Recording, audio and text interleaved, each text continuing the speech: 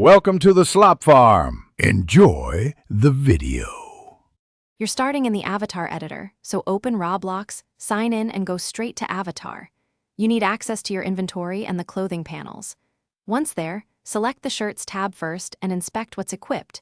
You'll repeat this for pants and accessories.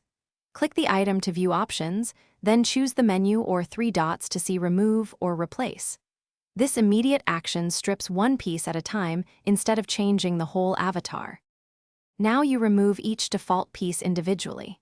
You select shirt, then click the three-dot menu and hit remove. If remove isn't available, pick a blank or generic item from inventory to replace it. Repeat for pants and any accessory layers, hats, shirts, jackets, making sure each shows as unequipped. Once done, open body or body type settings and switch packages if clothing still appears.